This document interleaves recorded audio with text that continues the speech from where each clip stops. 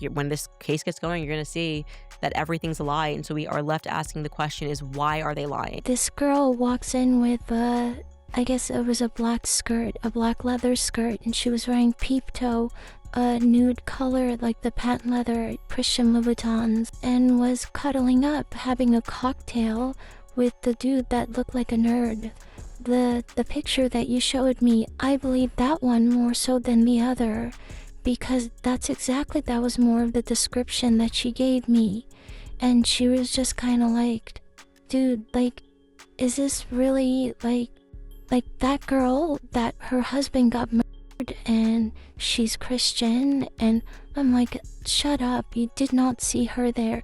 She's like, yeah, she was there with one of the dudes that is a regular there. Everyone grieves differently, but apparently not. Like Erika Kirk, who was reportedly caught going on a date with Blake Wynn at a very exclusive, very private Beverly Hills bar. The alleged date happened on May 14th, just 7 months after Charlie Kirk was publicly unalived. His widow, Erika Kirk, was allegedly caught on a date with Blake Wynn at a very private Beverly Hills bar, known as Bar 1912. According to the Eyewitness's report, who allegedly works at said bar, Erika reportedly wore custom Louis button red bottom heels, a Hermes bag with a sheer black dress, and her hair worn straight with full-on glam. The look allegedly did not appear to be a business meeting because it was reportedly just between Blake and Erika. And according to the Eyewitness's statement, both of them were seen a number of times in compromising positions. Who's with this guy right now? And I asked her, I said, were they like chummy with each other? And she was just like, dude, chummy wasn't the word. She was like, they were like pretty much all over each other. And she's like, aren't you guys like not allowed to drink because you guys were like hardcore Christian? Wow. I have now confirmed through 2 separate sources that Erika Kirk has already moved on, and fast. A trusted eyewitness who knows the Beverly Hills hotel scene personally saw Erika Kirk on Thursday evening, May 14th, at the ultra-exclusive invite-only Bar 1912, getting very intimate with Blake Wynn. They were hugging, kissing, and the witness says he had his hands on her ass. She goes on to say Erika was also heavily intoxicated. This is from the same woman who claims to be a devout trad Christian who doesn't drink. One of the main reasons why the majority are side-eyeing Erika and buying into the narrative that this scenario might be true is because of the fierce response Erika gave after this story went public. She dropped a response to Project Constitution, who first broke the story, saying, "Every single word here is a lie. Charlie's love will last me a lifetime. The Lord is the only one who can ever fill that most painful void. On May 14th, I was home in Arizona celebrating my son's 2nd birthday. Blake, who is about to be engaged to his longtime girlfriend, was a dear friend of my husband's, and I am grateful for his continued support, just like hundreds of others. Your deranged obsession with me and blatant disregard for any form of truth whatsoever is deeply disturbing, and I am praying you get the help you so clearly need. Brush off the Dorito dust and go touch grass." Blake Wynn also dropped a response shortly after saying the following: "Blake Wynn here. I hate to be the bearer of bad news to the cesspool of bots and ex-users that spend their entire day making things up under the guise of journalism, but I am not dating Erika Kirk." Well, despite both of them commenting about this, the people are not just buying into it. The majority pointed out how awkward it is that Erika gave an immediate response to this allegation. However, she has constantly refused to address other concerns, like the lies that the new TPUSA has been spewing, or the irregularities surrounding Charlie's demise and the lack of investigation thereof. Erika Kirk has been accused of having prior knowledge and being on Fort Huachuca, but she's given no direct response to this. Erika Kirk is accused of not being with her mom on 9/10 like she claims, but has not given a direct response. Erika is accused of using AI to create audio of Charlie appointing her CEO, but she's also had no direct response. Erika is accused of grooming a 15-year-old girl, but she has given no direct response. But when Erika Kirk is accused of dating someone else, she states in a post to Project Constitution, "Nuh-uh, put down the Doritos." So she literally will not respond on very serious claims. And this could be due to many reasons. Maybe she wants to sue Candace Owens for this stuff. Maybe she's trying to figure out her story. I don't know her motives, right? But it is very weird that she will respond to a dating rumor over very serious claims. Another reason why people are side-eyeing her is because Blake Wynn has been a constant presence in Erika's life. In December, barely 2 months after Charlie's demise, TPUSA hosted a $10,000 a plate black tie gala at Mar-a-Lago, and Erika was spotted with Blake Wynn. Erika's excitement about donors and views, her full glam and sheer dress was the major bone of contention back then. It's just unfathomable, but yes, by the end of this year, we'll be hitting 5 billion within all of our accounts, which is incredible. I'm definitely not going to be slowing down at all. I'm actually really excited about that. She's very excited. It's definitely incredible. Me personally, I could fathom it.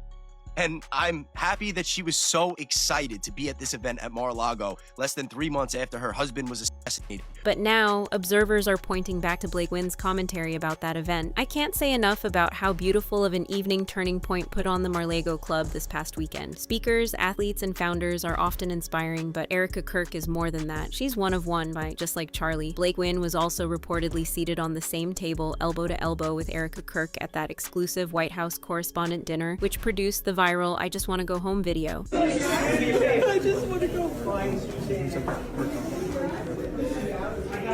He was also seen walking her out of said event. Here they are again at another event where Erika received an award in honor of Charlie. Sources are alleging that Blake Wynn is being targeted next for the same honeypot scam Erika and her mother, Lori Francevy, roped Charlie into. According to reports, Blake Wynn fits perfectly into the category of men that Erika Kirk allegedly likes to prey on. Just like Charlie Kirk, Blake Wynn is said to be the shy, nerdy type, the typical kind of guy that would go head over heels for a beautiful blonde with a history of winning beauty pageants. He also comes from a very rich, very exclusive family. For context, his family comes from a long line of wealth. His uncle Steve Wynn is a billionaire casino magnate, art collector, and a real estate developer who built iconic Las Vegas resorts like the Bellagio. Blake Wynn is also Jewish, so he shares Erika's Shabbat Shalom views. But what's even more interesting is that he once bragged on a podcast about how close he is to Erika Kirk. Note that this was barely 2 months after Charlie passed. This is 30 seconds into the podcast.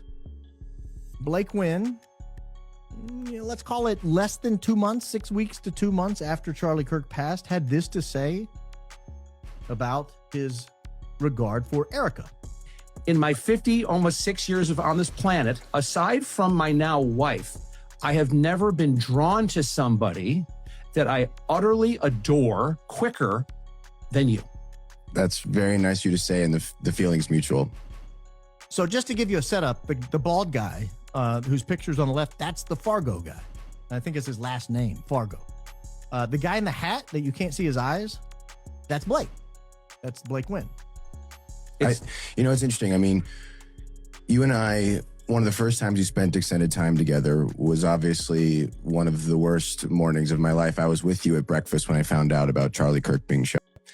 And it's one of those things that separate from that situation, I've sort of asked myself, why was I with you? And you fit into a very small bucket of people that I have in my life where, it's so easy to look up to people. And I've been very fortunate in my life to get to know a lot of my business heroes very well personally, people like my Uncle Steve, people like my grandfather, and then also people who have just become major successes or a lot of our clients and things like that. But then there's this much more rare bucket.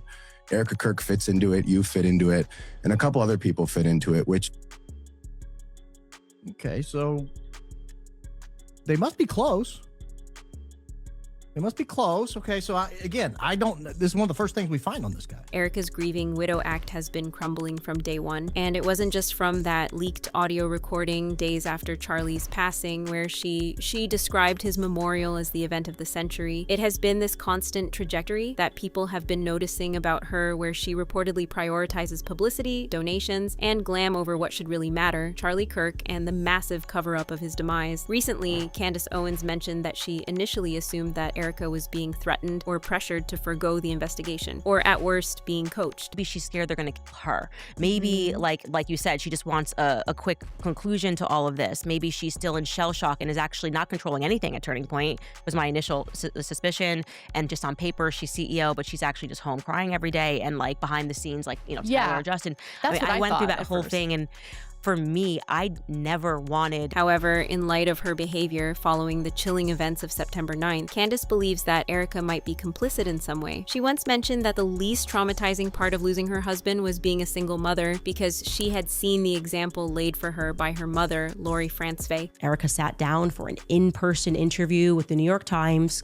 days after Charlie was publicly assassinated, and she confirmed to them that the least traumatizing part about Charlie's assassination was the prospect of her now having to raise her children alone, because she had seen the example set for her by her mother growing up. There's also that replication of the tent that Charlie passed away in, an idea which Erika approved. And you can see from behind me, this is a recreation of the tent where Charlie Kirk lost his life at Utah University in September, and people are taking selfies with it. I can't. What about Erika ordering clothes from Alo 24 hours after Charlie's body got cold? This person emailed me, and I'll put it on the screen, that they work at Alo, and they looked up Erika's account. And it appeared that she had spent over $1,000 buying Alo clothing the day after Charlie was... Or allegedly getting a fresh manicure set done, which fans pointed out when she reportedly asked to be recorded and posted the video of her crying over Charlie's body. Now, the casket video. I want you to take a look, because we're going to talk about something important in the casket video that nobody's talking about. Okay, here we go. Oh, I love you. I love you. I love you. I know. I love you. I love you. God bless you. When I saw her nails, I was like, oh, she's wearing the OPI Naughty on My Honeymoon color. I own this color. And I want to point out to everybody that this is a fresh gel manicure. Erika was also said to have her hair extensions fixed and appeared prim and perfect days after her husband is publicly unalived. How does anyone prepare to look good like that on what's supposed to be the worst day of their lives? Then there are even more serious issues, like claims that Erika allegedly used AI to fine-tune Charlie's voice into that audio recording of him appointing her as his TPUSA heir. Erika claiming that Charlie wasn't under pressure from donors, even though Candace Owens leaked text messages that Charlie was in fact worried that he would lose his life. Mind you, Erika was with his phone. He, the night before, texted and said that he thought they were going to kill him. And not only that, but she explicitly denied that on Glenn Beck. She did deny that. Until I clocked it and said, well, Andrew Colbert told me that he was one of the ones that received it. And then it became the story about, oh, maybe it was in Telegram. Dan Flood received a message as well. It wasn't on Telegram. It was on iMessage. So who deleted it? Or were you lying? Or did somebody delete it? Okay. I want to give you the benefit of the doubt. Maybe someone took his phone in between and deleted all that. I don't even know why you have his phone, actually. I feel like that should be in evidence. But it becomes increasingly hard that no one is attacking the substance of what I'm presenting. These questions and series of events dig into the idea that Erika is not the grieving widow she claims to be, because when these reports are tied to her former videos with past boyfriends, her pageantry days and TV show appearances, the idea that Erika is a social climber just like Elizabeth Lane once revealed starts to become clear. Charlie was allegedly one step on her ladder towards greatness, and at the moment it would seem that she's taking another step with multimillionaire Blake Wynn. Right now, much of this still remains speculative. However, the internet is doing what the internet knows how to do best, and that is digging for evidence and leaving commentary. So don't be left out. Let us know what you think down in the comments. Let us know if you have any opinions that could support or debunk this story. And finally, don't forget to hit that like and subscribe button. Thanks for watching, and see you in the next one.